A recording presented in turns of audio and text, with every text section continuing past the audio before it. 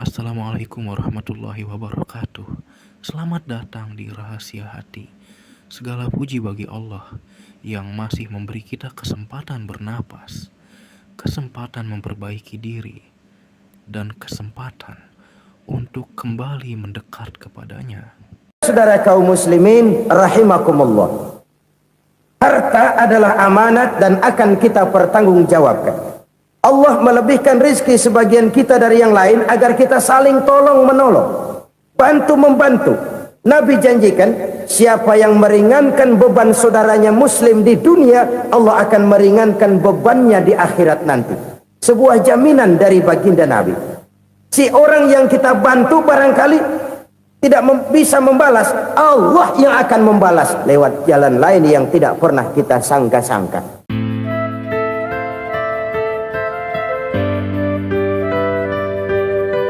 Selalu berusaha menyimpan sesuatu yang bisa membawa manfaat, baik untuk dirinya, untuk anak cucunya, maupun untuk keluarganya, untuk masa kini dan masa depannya.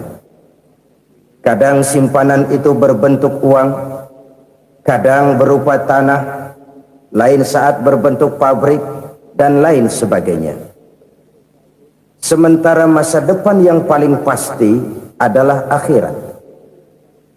Jika untuk masa depan dunia kita rela memeras keringat, membanting tulang, pergi pagi dan pulang petang, menyimpan uang, menyimpan tanah, menyimpan pabrik, pernahkah kita merenung jika satu saat kiamat datang, kita dibangkitkan dari kubur masing-masing, berdiri di padang mahsyar untuk mempertanggungjawabkan seluruh kegiatan hidup kita di dunia ini, lalu kita akan menuju ke alam akhirat. Sudahkah kita mempunyai simpanan untuk akhirat kita? Pada pertemuan kali ini saya ingin menyampaikan sebuah hadis di mana Rasulullah sallallahu alaihi wasallam bersabda, "Arba'un min kanzil jannah." Simpanan sorga ada 4 macam. Yang pertama, ikhfa'us sadaqah, menyembunyikan sedekah. Saudara-saudara kaum muslimin, sebagaimana yang kita maklum bahwa Allah Subhanahu wa taala melebihkan sebagian rezeki dari kita terhadap yang lain.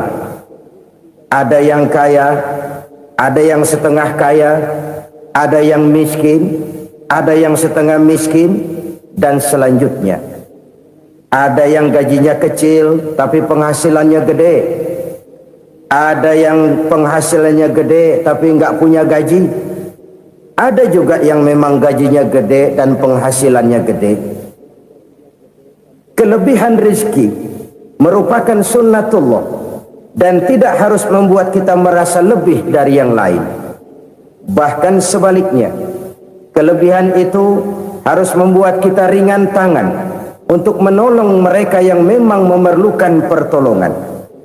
Kalau saudara diberikan ilmu, maka pertanyaan akhirat cuma satu: ilmumu kau amalkan untuk apa?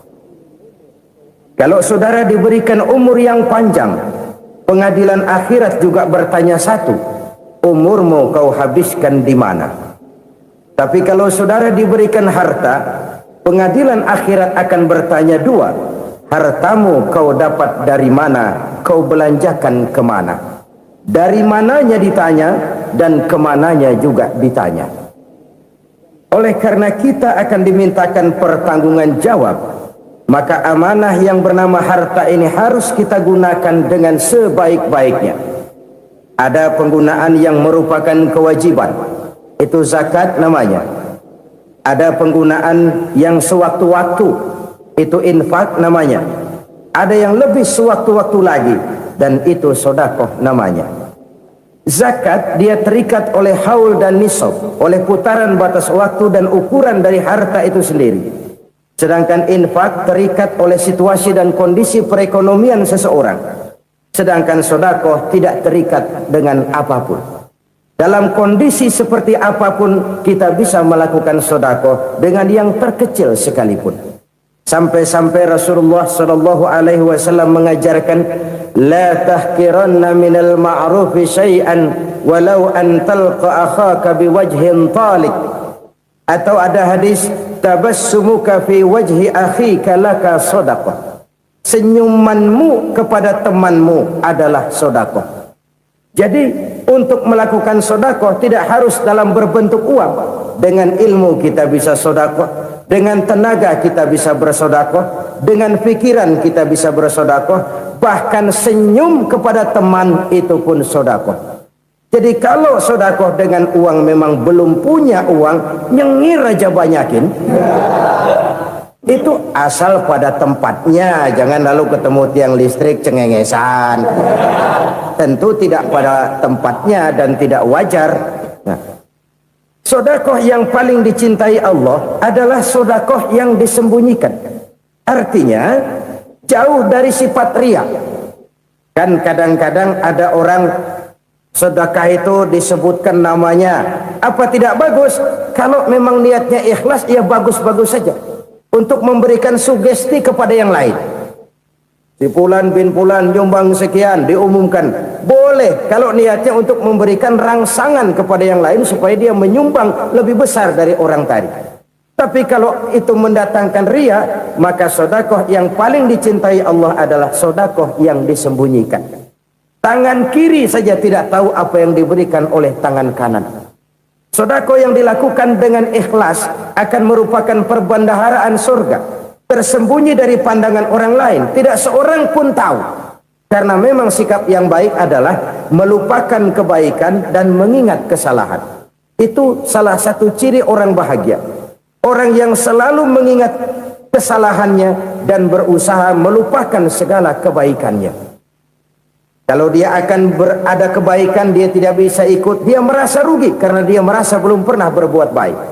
Tapi kalau akan melakukan kesalahan baru, dia ingat kesalahan yang sudah-sudah, sehingga terhalang baginya untuk melakukan satu kesalahan baru. Demikianlah saudara-saudara, bahwa Allah melebihkan rizki sebagian kita dari yang lain, agar terjadi tolong-menolong dalam kehidupan ini. Jadi kesenjangan yang nature, kesenjangan yang alami itu sunnatullah. Ada yang kaya, ada yang miskin, ada yang kelas menengah. Nah, kenapa lalu sekarang kita berusaha mengentaskan kemiskinan? Oleh karena adanya kesenjangan struktural. Kalau yang kaya bisa semakin kaya, kenapa yang miskin tidak bisa naik jadi ikut sedikit kaya? Sebab pada dasarnya Islam adalah agama yang sejak turunnya sudah berupaya memerangi kemiskinan. Bahkan dikatakan kemiskinan itu mendekatkan kepada kekufuran. Orang kalau miskin udah dekat banget sama kafir. Gampang menjadi kafir. Berapa banyak saudara-saudara kita yang oleh karena soal perut, oleh karena soal materi, terpaksa meninggalkan dan menanggalkan akidahnya.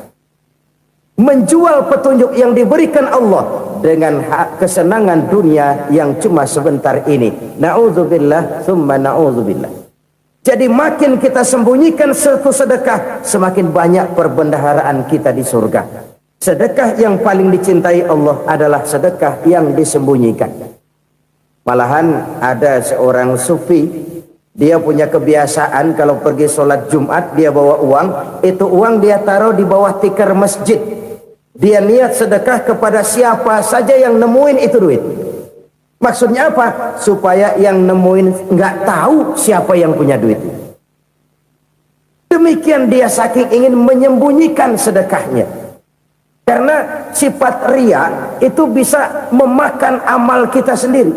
Riya itu termasuk menyebut-nyebut kebaikan kita. Orang yang suka nepuk dada, sedikit-sedikit ngitungnya kalau nggak gua.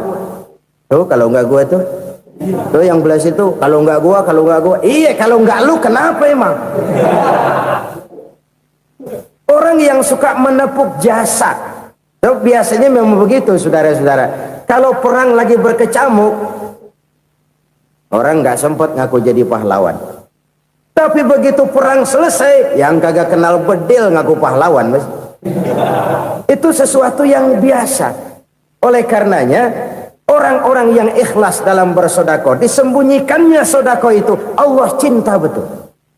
Malahan ada hadis memberikan jaminan, inna sadaqatal mar'il muslimi tazidu fil umri wa tadfa'u mitatas su'i. Sesungguhnya sedekahnya seorang mukmin tazidu fil umri, bisa menambah umur panjang, wa tadfa'u mitatas su'i, dan menyelamatkan manusia dari mati secara su'ul khatimah. Jadi siapa yang kepengen panjang umur, banyaklah sedekah. Yang bosan hidup, pelit terus. Sedekah menambah panjang umur dan menyelamatkan manusia dari mati secara su'ul khatimah. Pak, katanya umur itu nggak bisa ditambah, nggak bisa dikurangin.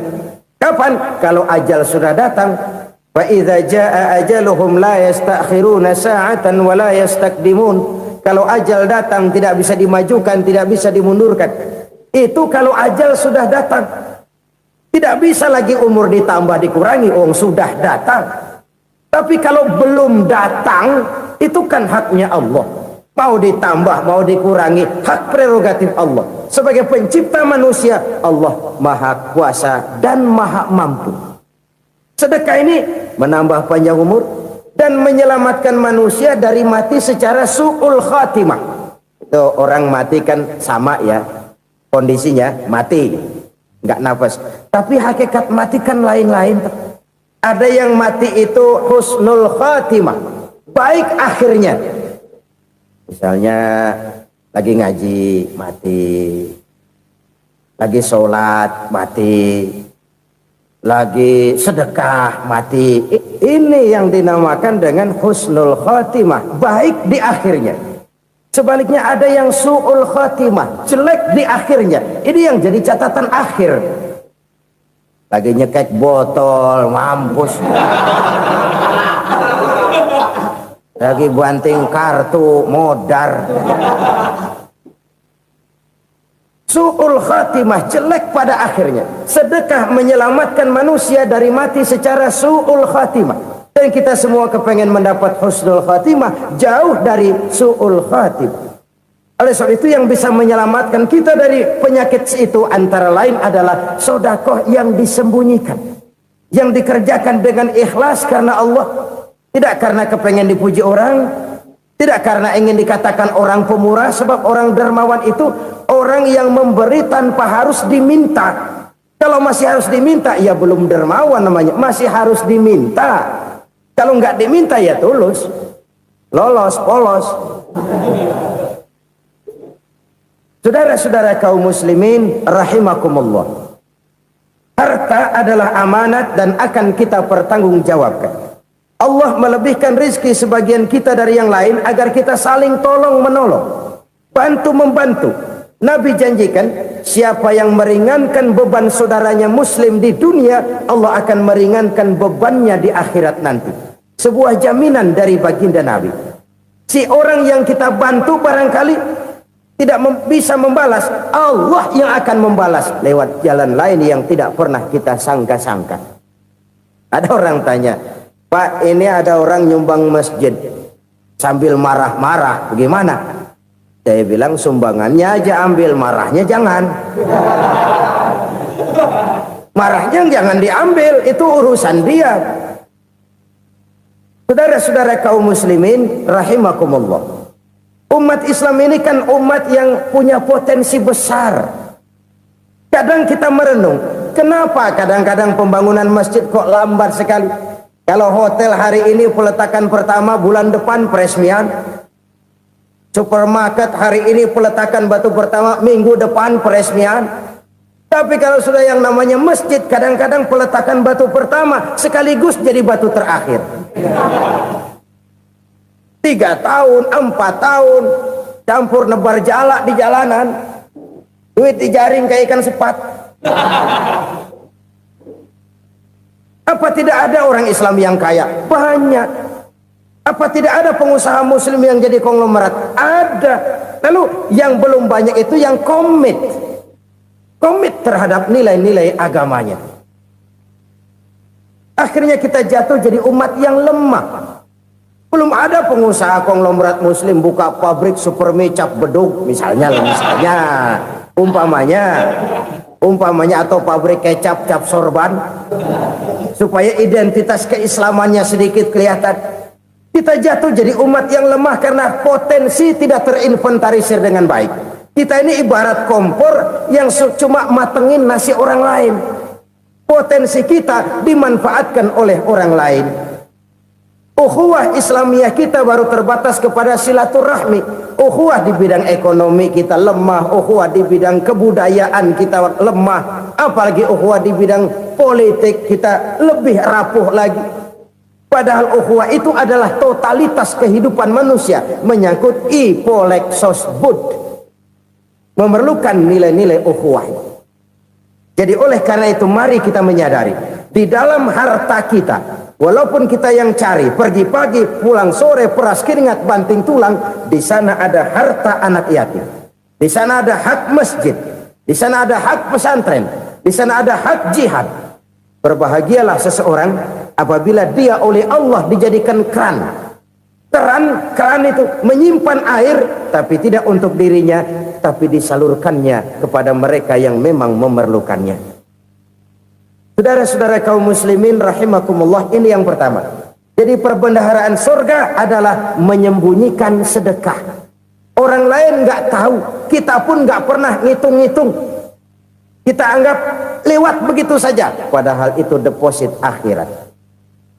Satu. Yang kedua, perbendaharaan surga itu apa?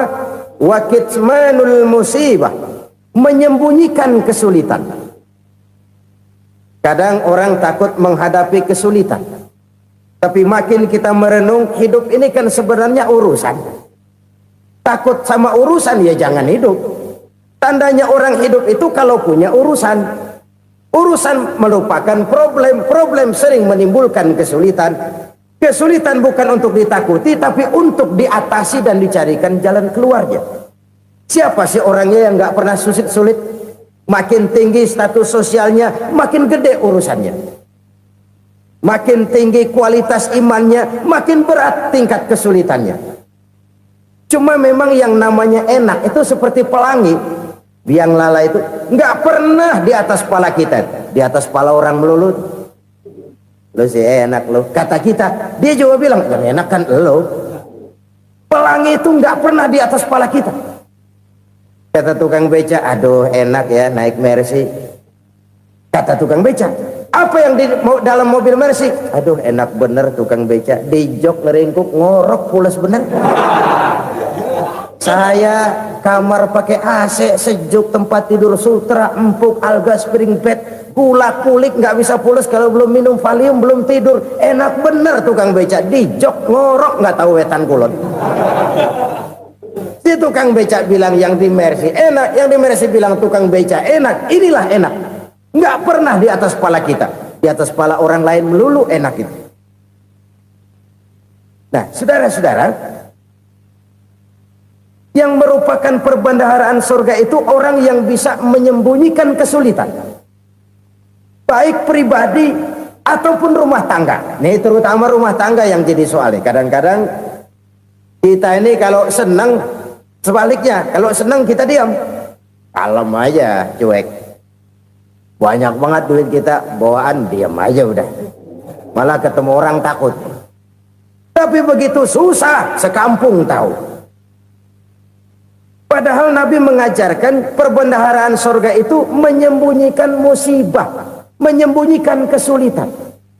Kalau enak, cerita sama orang-orang. Kalau nggak enak, rasain sendiri, tekan sendiri, atasin sendiri. Kita kan sebaliknya, senang kita diam, asal lagi susah, paling tidak kita nyari teman buat cerita kesusahan. Siapa orangnya yang nggak pernah susah? Cuma soalnya bagaimana kita mengatasi kesusahan itu sendiri. Begitu juga misalnya kalau orang sudah berumah tangga, itu orang tuanya harus menjadi tempat dia cerita yang enak-enak saja. Yang nggak enak rasain berdua, selesaikan berdua, atasin berdua. Jangan dibalik. Asal senang diam, giliran susah aja. Maknya laporan. Terbalik. bisa menjaga security informasi. Maka nama bayam keluar diem, malah seluitan. Enak amat lo makan daging ayam. Security informasi.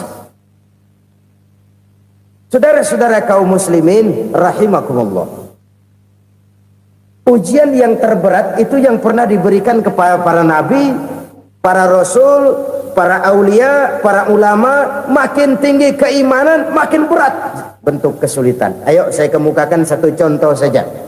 Ada seorang nabi yang kaya, nabi kaya, namanya Nabi Ayub. Iblis kalau orang begini kan keki, ibadahnya rajin, kaya. Nih yang kayak begini susah digodain. Kalau ibadahnya rajin, miskin, kali bisa disogok. Sini imannya mantap, ibadahnya rajin, kaya, nabi lagi. Oh, tapi namanya iblis, nggak kurang akal. Laporan, Tuhan, kenapa Les? Ya ini bahasa saya, bahasa Qurannya sih nggak gitu. Itu hambamu yang namanya Ayub, dia rajin ibadah cuma karena dikasih kaya aja. Coba kasih miskin dia, berhenti dia sembahyang. Ah, kamu bisa aja. Saya tahu Ayub itu hambaku yang ikhlas. Saya buktiin Tuhan, silahkan. Dibuktiin lah, iblis turun ke alamin. Yang mula-mula dia lakukan, dia rusak sawah ladang Nabi Ayub. Dia binasakan binatang ternak Nabi Ayub. Sehingga dalam waktu singkat, jatuhlah Nabi Ayub dari orang paling kaya jadi orang paling miskin. Beliau masih ibadah di mihrab dalam masjid. Datang iblis. Saudara Ayub, ya, lagi ngapain? Ibadah. Nyembah Allah, nyembah Allah. Oh, percuma. Kenapa? Tuhan yang ente sembah nih, dia udah bikin miskin ente. Sawah ladang ente hancur lebur, binatang ternak binasa. Sekarang ente jadi orang paling miskin. Ngapain nyembah Tuhan kayak begitu? Tekor. Udah berhenti dah ibadah, berhenti ibadah. Ini iblis sama Tuhan laporannya lain, yang dikerjakan kepada Nabi Ayub juga lain. Benar begitu iblis kata Nabi Ayub? Iya. Sawah ladang saya habis, buras. Binatang ternak saya binasa, binasa. Saya miskin, bangpak. Apa jawab Nabi Ayub? Bukan innalillahi, ya ini hebat. Alhamdulillahillazi a'tani wa akhza minni. Segala puji bagi Allah yang telah memberikan harta kepada saya dan sekarang mengambilnya lagi. Alhamdulillah. Allah yang ngasih, Allah yang ambil. Itu mah urusan Allah. Iblis cuman ibadah jalan terus, sujud lagi Nabi Ayub. Iblis seleher gondok banget.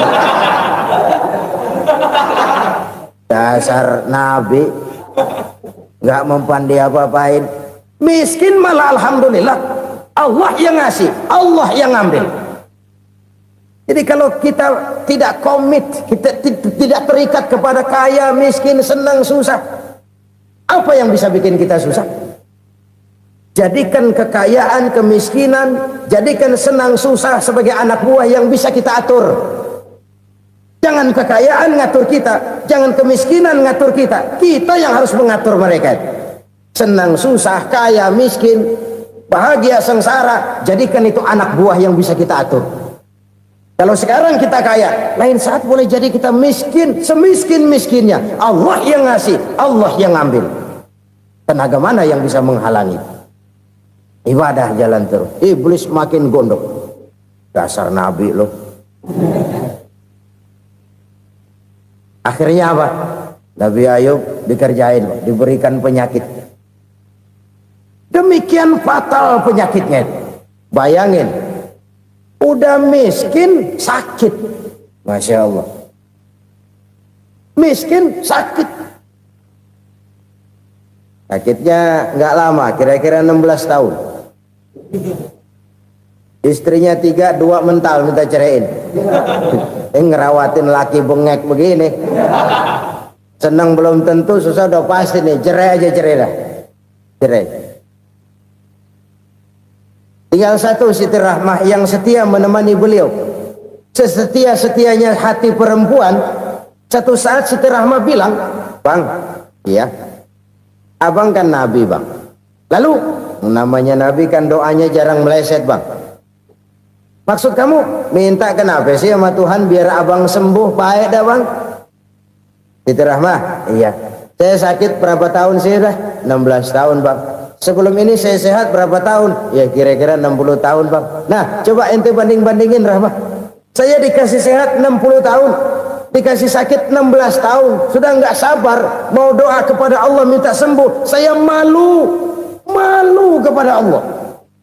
Diuji dengan yang luar biasa seperti ini, tidak mengganggu stabilitas kehambaannya. Dia tetap menghamba kepada Allah Subhanahu wa ta'ala. Saudara-saudara kaum muslimin rahimakumullah, kunci menghadapi kesulitan itu apa? Allah jelaskan dalam satu ayat, wa basyiris sabirin alladzina iza asabathum musibah qalu inna lillahi wa inna ilaihi raji'un. Gembirakan orang-orang yang sabar. Siapa mereka itu? Yang apabila mendapat musibah mereka kembali kepada keyakinan dasar, segalanya dari Allah dan segalanya akan kembali kepada Allah. Ini konsepsi dasar dari sikap muslim dalam menghadapi berbagai kesulitan. Segalanya dari Allah, segalanya akan kembali kepada Allah. Kalau ini sudah kondisi dasarnya, maka kita akan lapang menghadapi kenyataan bagaimanapun pahitnya. Apakah itu namanya miskin? Apakah itu namanya sakit, bahkan maut sekalipun, segalanya dari Allah, segalanya akan kembali kepada Allah. Ini sikap hidup, bukan sekedar ucapan. Kita kadang-kadang menjadikannya sebagai ucapan, mulutnya sehingga berhenti innalillahi wa inna ilaihi raji'un, tapi nangisnya terus gerung-gerungan. Bukan itu, ini kesadaran moral. Kalau segalanya dari Allah, segalanya kembali kepada Allah, kan sebenarnya cuma nunggu giliran. Hari ini saya nyembayangin dia, entah hari apa saya disembayangin orang. Hari ini saya antar dia ke kubur, entah hari apa orang nganterin saya ke kubur. Hari ini saya tahlilkan dia, entah nanti kapan orang tahlilkan saya. Segalanya dari Allah, segalanya akan kembali juga kepada Allah. Oleh sebab itu saudara-saudara, kesulitan bukan untuk ditakuti. Kesulitan justru untuk diatasi, dicarikan jalan keluarnya. Dan tidak ada orang yang tidak pernah mendapat kesulitan. Tidak ada. Semakin tinggi status sosial, semakin tinggi kualitas keimanan, semakin besar juga tingkat kesulitan. Hanya saja bagaimana cara kita mengatasinya. Dan Al-Quran menyatakan inna ma'al usri yusra. Di balik kesulitan itu pasti ada kemudahan. Roda itu berputar. Karena itu Rasulullah sallallahu alaihi wasallam mengingatkan kepada kita, ta'arraf ilallahi fir raha ya'rifka fis syiddah. Ingatlah kepada Allah di waktu kamu senang, supaya Allah ingat kepada kamu di waktu kamu susah. Kalau waktu senang kita ingat kepada Allah, kita susah, Allah tidak akan meninggalkan kita. Tapi kalau waktu senang kita jauh dari Allah, sujud tidak sempat, dengan masjid jauh, ketika senang kita lupakan Allah. Nanti begitu kita susah, Allah lupakan kita. Dan itu menyakitkan. Oleh karena itu orang-orang tua kita dulu bilang, kalau lagi sehat ingat-ingat lu bakal sakit nanti. Kalau lagi kaya ingat-ingat satu saat kita bakal jatuh miskin. Bahkan kalau lagi muda ingat-ingat kita bakal tua. Dan yang terpenting, kalau lagi hidup ingat-ingat kita bakal mati. Saudara-saudara kaum muslimin rahimakumullah. Jadi yang kedua yang merupakan perbendaharaan surga, menyembunyikan musibah. Saudara-saudara kaum muslimin rahimakumullah. Hal ketiga yang merupakan perbendaharaan surga adalah wasilatur rahmi. Orang yang suka bersilaturahmi. Sebagaimana yang kita maklum bahwa manusia adalah makhluk yang disebut zon politika. Makhluk sosial yang tidak mungkin hidup sendiri-sendiri. Betapa dan siapapun kita memerlukan orang lain. Bodoh betul manusia kalau tinggal di tengah masyarakat tapi tidak mau bermasyarakat. Merasa hebat sendiri, pintar sendiri, gagah sendiri, kaya sendiri. Mungkin kalau mati juga ngubur sendiri. Jangankan kita di sini, Di sorga saja Nabi Adam waktu sendirian bengong melulu, mondar mandir. Allah tegur dalam sepidang. Ya ini kalau bahasa saya. Iya Tuhan, sepi ini nggak ada coret-corekan pisan ini. Diciptakan Siti Hawa, baru anteng Nabi Adam. Itu di surga. Cobalah. Umpamanya saudara tinggal di Jakarta nih. Kayak bener. Apaan aja di Jakarta punya saudara dah. Jembatan Semanggi ambil. Monas, Buntel bawa pulang. Hotel-hotel ambil semua. Cuman tinggal di Jakarta sendirian, apa enaknya? Betapa dan siapapun kita perlu orang lain. Tidak ada seorang pun yang bisa memenuhi kebutuhan hidupnya secara sendiri-sendiri. Nah, Islam telah menyelamatkan manusia dari ras diskriminasi, mengikat manusia dengan persaudaraan yang berlandaskan kepada akidah. Karena itu dianjurkan bersilaturahmi. Bahkan Nabi menyatakan, man arada ayyubsata lahu fi rizqihi wa yunsa'a fi atharihi falyasil rahimah. Siapa yang kepengen diluaskan rezekinya dan dipanjangkan usianya, banyaklah ia bersilaturahmi. Siapa yang kepengen dimudahkan rezekinya, hendaknya ia banyak bersilaturahmi. Kalau banyak teman, kesulitan kan paling tidak ada tempat cerita. Udah susah sendirian, kita pikirin diri, nggak ada tempat tukar pikiran. Cepet banget sama bengek. Dilawan sendiri. Nah, secara makro kita bisa berkata, tidak mungkin ada kemenangan kalau tidak ada kekuatan. Tidak ada kekuatan kalau tidak ada kesatuan dan persatuan. Tidak mungkin ada kesatuan dan persatuan tanpa semangat silaturahmi. Kalau umat Islam mau menang, dia harus kuat.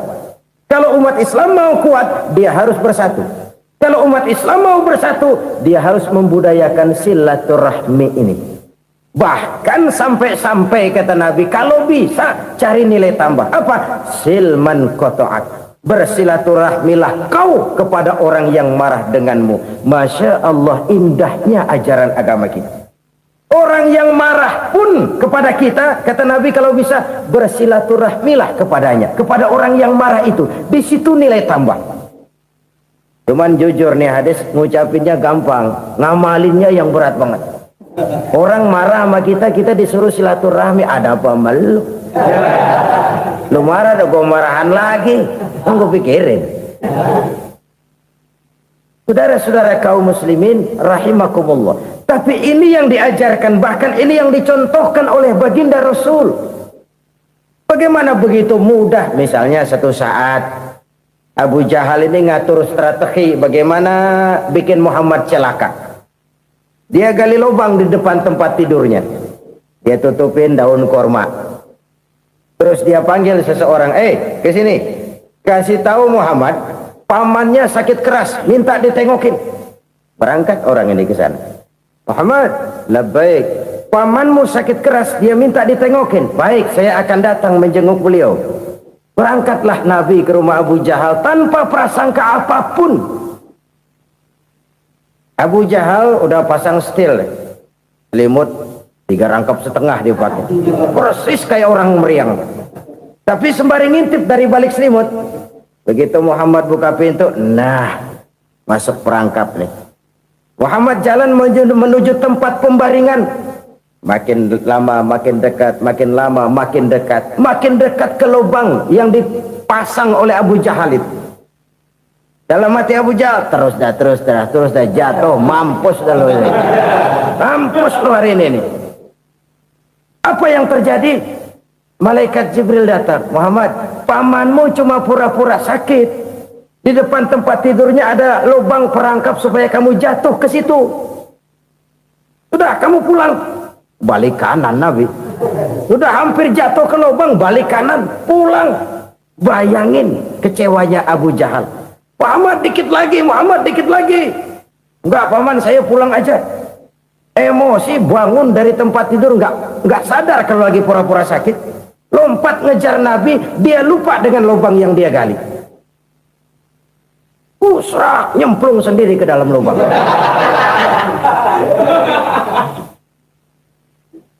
Nabi terus berlalu. Ini terjadi keanehan. Jatuh ke lubang yang dia gali itu sebenarnya nggak terlalu dalam ya, antara 3-4 meteran lah. Tolong saya jatuh ke lubang ini.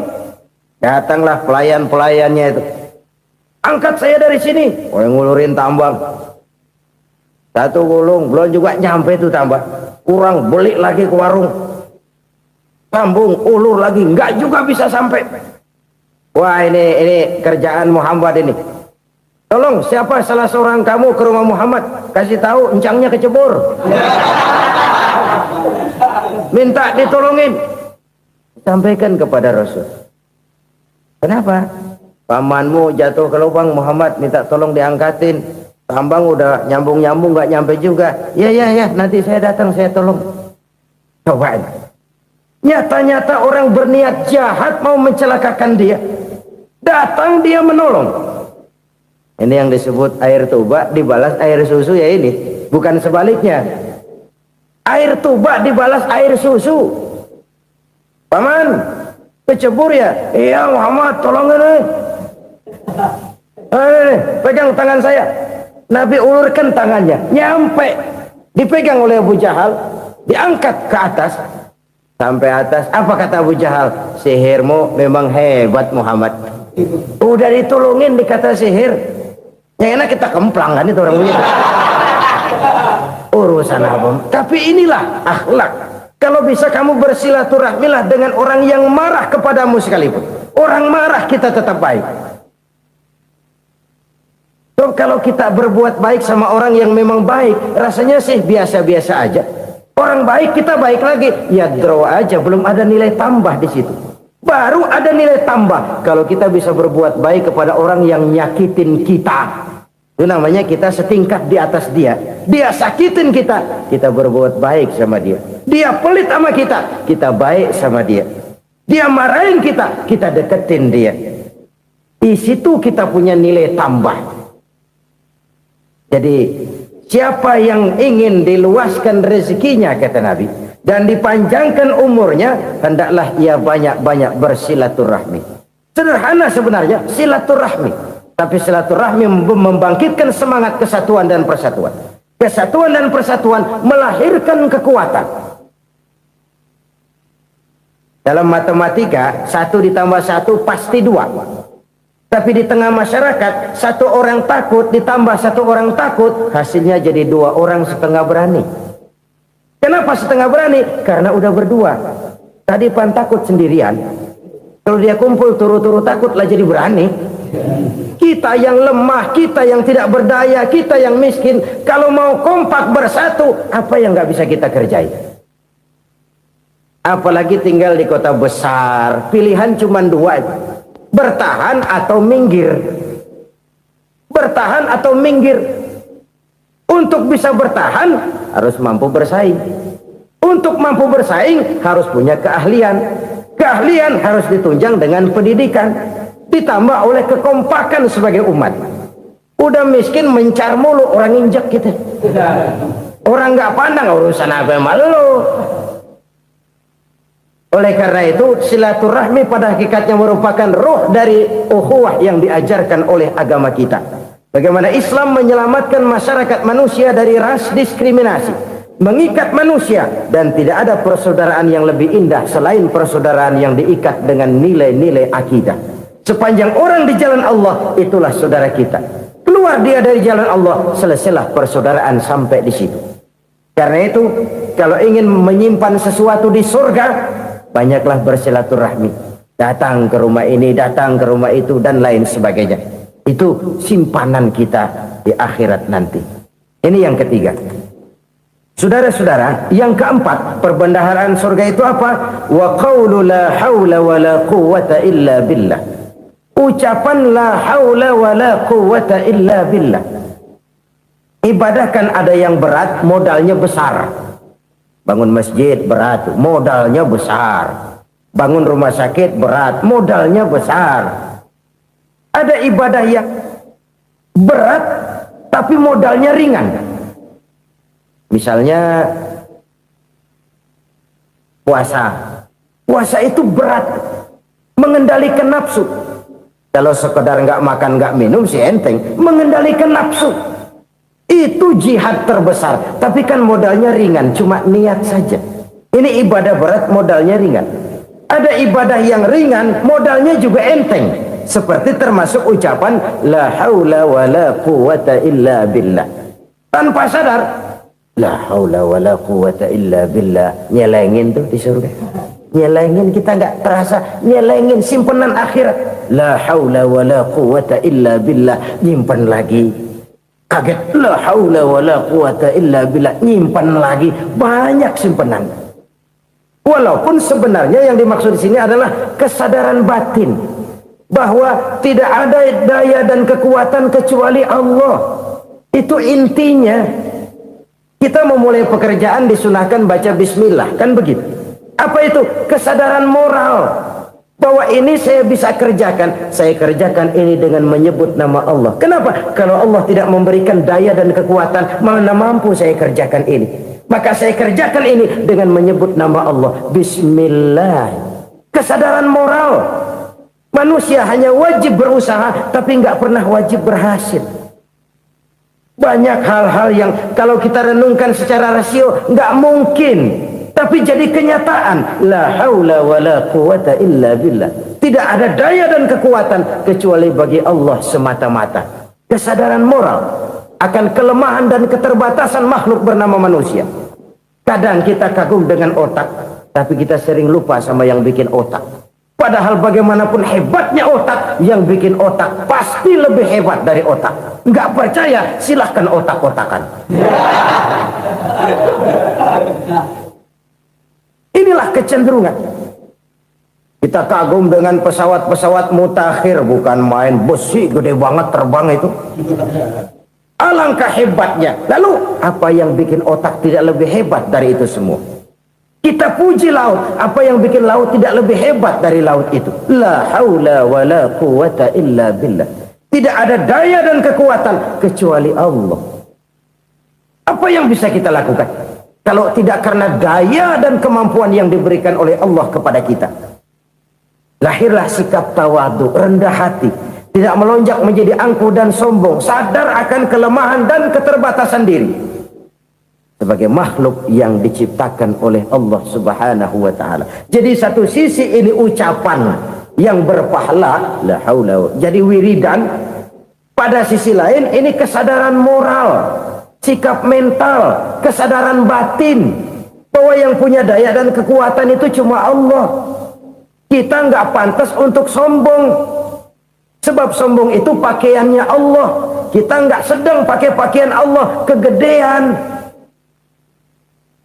Dan makin kita renungi, makin terbentur. Apa sih yang bisa kita sombongin?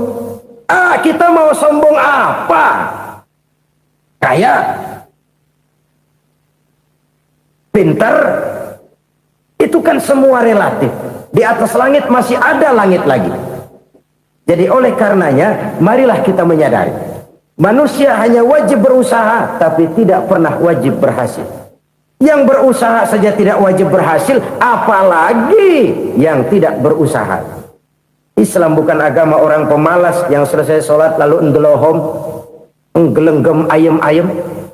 Tapi Islam bukan agama orang sombong yang setelah berusaha lalu tidak memerlukan Allah. Kita bisa saja bikin proyeksi, tahun sekian kita bakal panen besar menurut perhitungan otak. Tapi ada kejadian lain. Apa? Tikus ngambek. Habis itu dimakanin tikus, panen gagal. Proyeksi rasional gagal oleh tikus-tikus yang ngambek itu. Bisa saja terjadi. Tahun depan kita panen besar, urung. Kenapa? Musim panas panjang. Dan sekarang ini koran-koran bikin berita musim mengalami penyelewengan. Bukan cuma manusia yang nyeleweng sekarang. Musim pakai nyeleweng. Mestinya kan musim hujan udah selesai, masih hujan-hujan juga. Musim. Nah sekarang kita boleh bikin proyeksi, kita bakal panen besar. Tahu-tahu musim panas panjang. Sawah retak, air kering. Cari teknokrat yang paling botak, suruh pendekin tuh musim panas. La haula wa la quwata illa billah. Inilah kesadaran moral. Saudara, saya teringat satu saat ada seorang konglomerat. Umurnya ya kira-kira 70-an. Satu saat dia ditanya oleh wartawan, "Pak, umur Bapak berapa sih?" "Ya paling 10 tahun." 10 tahun? 10 tahun? Anak Bapak berapa orang? Aduh. Satu saja? Satu. Harta Bapak berapa? Ya paling-paling bangsa 7 juta kali. 7 juta? Iya. Pak, kenapa Bapak bohongi saya? Bapak punya buku biografi. Koran-koran, majalah-majalah banyak memuat cerita riwayat hidup Bapak. Saya tahu umur Bapak 70. Kenapa bilang cuma 7 tahun? Saya tahu anak Bapak 8. Kenapa cuma bilang 1? Saya tahu harta Bapak miliaran, mungkin triliunan. Pabrik di mana-mana, bank di mana-mana. Kenapa bilang uang Bapak cuma 7 juta? Nah, kata si konglomerat tadi, "Kamu benar, nak, kamu benar. Umur saya kalau jumlahnya memang 70, nak. Cuman ingat-ingat saya, baru 7 tahun terakhir ini saya sujud. Baru 7 tahun terakhir ini saya berusaha dekat dengan Allah. Saya laksanakan perintahnya, saya jauhi larangannya. 7 tahun inilah rasanya yang ada nilainya di hadapan Allah. Yang 63 tahun matong, kelabu, kelem umur gue. Habis untuk maksiat, untuk munkarat. Maka ketika ditanya tadi, umur saya 7 tahun itu. Oh begitu Pak. Oh iya. Lalu anak Pak, anak Bapak kan 8. Kenapa bilang cuma 1? Nah, kalau jumlah hitungannya memang anak saya 8. Tapi dari 8 orang ini rasanya cuma 1 nih yang bakal jadi buah hati, belahan jantung, pelanjut cerita, penerus sejarah, bakal jadi anak soleh yang akan mendoakan saya. Cuma 1 rasanya anak saya ini yang bakal jadi buah hati saya, besar-besaran saya, yang akan mendoakan di kubur saya, yang akan mendoakan di akhirat saya. Yang 7 orang mana, Masya Allah, yang atu tenggeng, yang atu nyekek botol mulu, yang atu nggak karu-karuan. Makanya saya bilang 1 anak saya yang akan bisa mendoakan saya. Oh begitu Pak. Iya. Nah, harta Pak, harta Bapak kan triliunan. Pabrik Bapak di mana-mana. Uang Bapak hampir di tiap bank-bank besar. Kenapa bilang cuma 7 juta? Betul kau nak. Harta saya kalau jumlahnya memang miliaran, triliunan mungkin. Tapi yang saya ingat baru 7 juta tuh yang saya belanjakan di jalan Allah. Saya nyumbang masjid, saya santuni yatim piatu, saya bantu pembangunan pesantren, saya bantu pembangunan rumah sakit Islam. Itu yang akan saya bawa pulang ke akhirat, yang 7 juta itu. Yang triliunan itu nanti akan diperebutkan oleh anak-anak saya sebagai waris saya. Jadi harta saya 7 juta itu yang bakal nemenin saya di akhirat, yang akan saya bawa pulang jadi teman saya. Saudara-saudara kaum muslimin, jangan-jangan orang tua itu adalah kita-kita ini. Jangan-jangan kita-kita ini adalah orang tua itu. Jangan-jangan itu potret dari diri kita masing-masing. Dari sekian umur yang diberikan Allah, berapa tahun yang ada nilainya di hadapan Allah? Dari sekian anak-anak yang merupakan amanah, berapa yang akan mendoakan kita sebagai orang tuanya menjadi anak soleh? Dari sekian banyak harta yang diberikan Allah, berapa yang akan kita bawa pulang menghadapnya nanti, yang kita belanjakan di jalan Allah? Ini sebuah potret kehidupan. Karena itu kita kembali kepada la haula wa la quwata illa billah. Kita wajib berusaha, kita wajib berikhtiar. Selebihnya segala daya dan kekuatan hanya milik Allah saja semata-mata. Satu kesadaran batin dari setiap pribadi muslim. Setelah ia berusaha dan berikhtiar, ia menyerahkannya kepada Allah Subhanahu wa ta'ala. Jadi satu sisi ini merupakan wiridan ucapan yang mengandung pahala, pada sisi lain ini merupakan sikap batin dari seorang muslim di dalam ia menghadapi realitas kehidupan ini. Saudara-saudara kaum muslimin rahimakumullah, kalau ini kita jadikan satu basis kehidupan, Maka ini akan menyelamatkan manusia dari kemungkinan tergelincir menjadi orang yang lupa diri dan lupa darat. Sebab itu Imamul Ghazali berpesan, jadidis safinah fa innal bahra amiq wa khuziz zad fa inna safara ba'id wa khaffifil hamla fa innal hamla sadid. Perbarui selalu kapalmu karena lautan sangat dalam. Bawa bekal yang banyak karena perjalanan ini sangat jauh. Ringankan beban karena kebanyakan beban akan menyakitkan. Alangkah indah kalimat ini, alangkah dalam makna yang terkandung di sana. Perbarui selalu kapalmu karena lautan sangat dalam. Apa artinya ini? Jaga mentalmu baik-baik. Pelihara imanmu baik-baik karena hidup penuh cobaan seperti lautan. Kita kalau berlayar di lautan kan kadang-kadang tenang, angin bertiup sepoi-sepoi basah. Jika malam datang bintang gemintang bertabur menghias cakrawala, rembulan memantulkan sinarnya dengan indah. Dalam keadaan begitu berlayar enak, tapi lain saat ombak menggunung, halilintar menyambar, angin topan bertiup.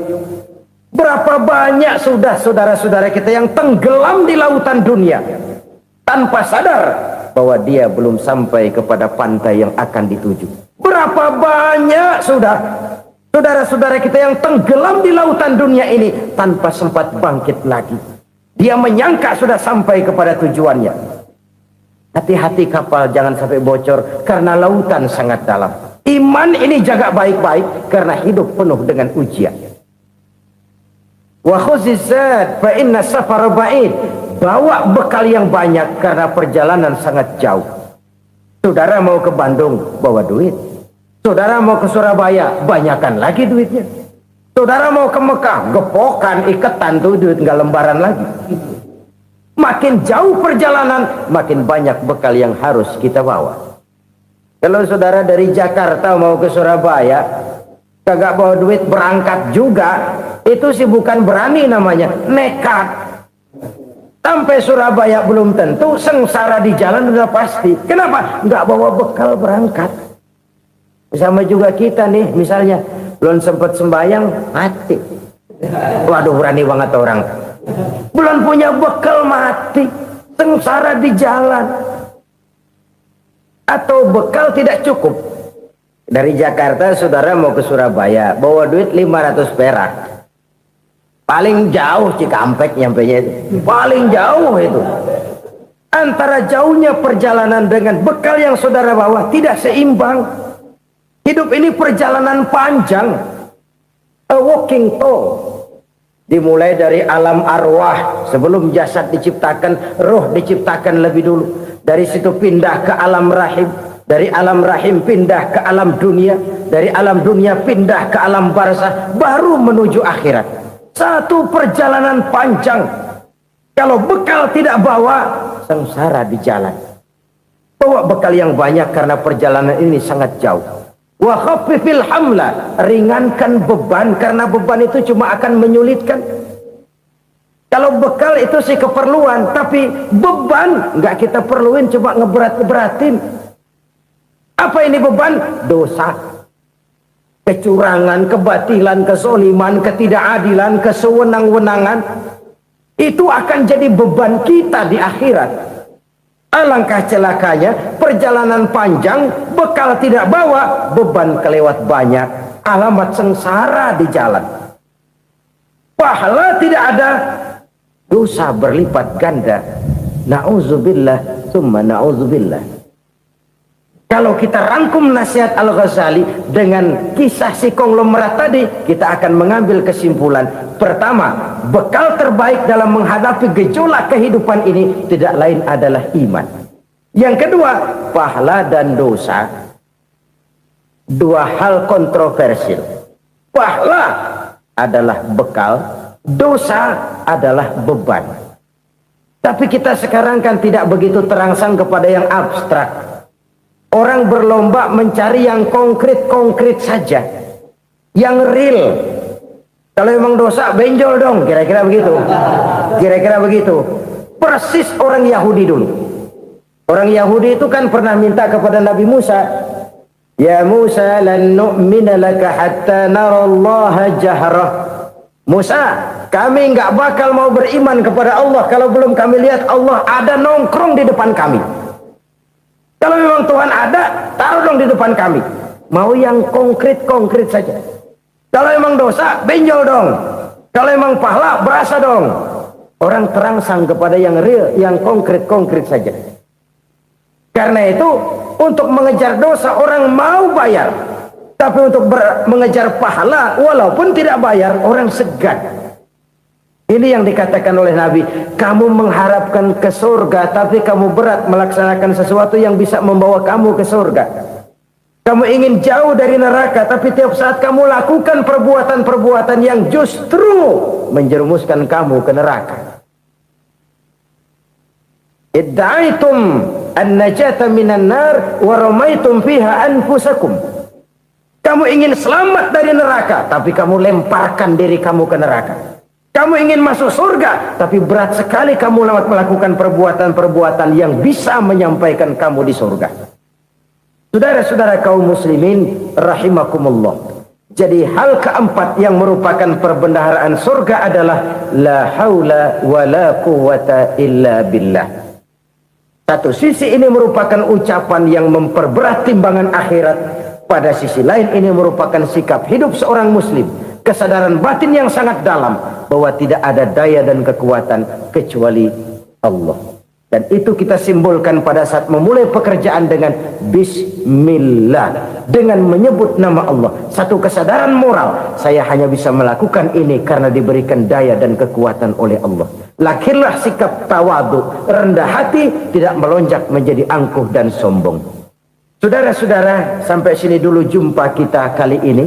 Semoga 4 perbendaharaan surga ini dapat kita lakukan, yang kelak akan merupakan bekal kita di kemudian hari nanti. Amin ya rabbal alamin. Terima kasih sudah mendengarkan Rahasia Hati. Semoga Allah senantiasa menjaga hati kita. Wassalamualaikum warahmatullahi wabarakatuh.